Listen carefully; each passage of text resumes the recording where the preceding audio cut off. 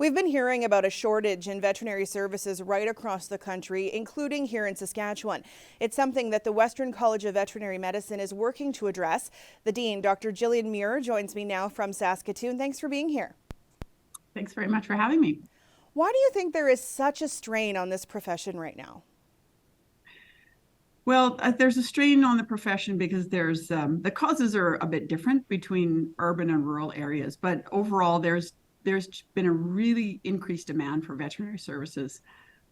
With growing urban populations, more and more people are owning pets, and that's been happening over many years now. But then there was a dramatic increase in pet ownership during the COVID pandemic when many people reached out to purchase or adopt animals to keep them company during isolation. And so there a lot more people are owning pets in the cities. And in rural areas, I think the shortage of veterinarians is really related to long-standing changes in farming and livestock production. Farms are getting larger and further apart, and it's harder for veterinarians to work across those larger distances.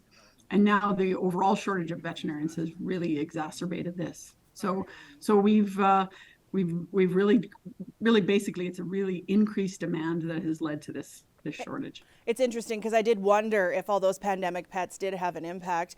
I know you just returned from a veterinary conference in Florida. I'm wondering if the shortage and strain is something that was addressed and discussed while you were there and what you can tell us about it.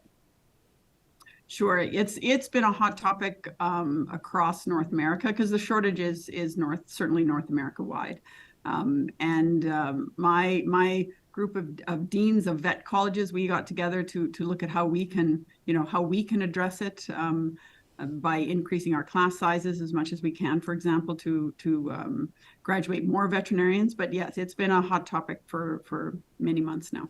What are some of the barriers to entry for potential students? For students getting into vet school, vet school is a challenging time. There's a lot to learn in vet school in a very short time. So it's a really intense program. So one of the barriers that we think about most commonly is the fact that students do need to be fairly strong academically in order to manage the workload. So those kind of barriers, I think, would be the main one. We do also at the Western College of Veterinary Medicine, we do ask our students to have a lot of experience with animals and to have also worked with veterinarians. So that's usually not a barrier because, of course, students who want to be veterinarians, that's easy for them to do. That's why they're doing it, because they want to work with animals and people. So what is the college in Saskatoon doing to help bolster the workforce and to keep them working in this province?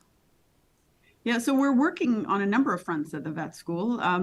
We've recently expanded the size of our Doctor of Veterinary Medicine program from 78 to 88 seats. We've received increased funding from our provincial partners to do that.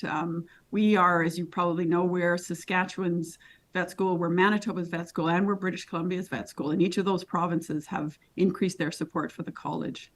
And those new seats are part of a new admissions pool that we've developed, allocated for vet college applicants who have agricultural backgrounds or have shown a commitment to livestock production. So in addition, but with this increase, what's happened is we're now at full capacity. We are at capacity for our teaching spaces, for our hospital, for the number of instructors we have. And so we've launched a feasibility study to look at expanding our DVM program so that we can graduate more veterinarians, and we're working to determine what are the spaces, how many more instructors do we need in order to grow our program.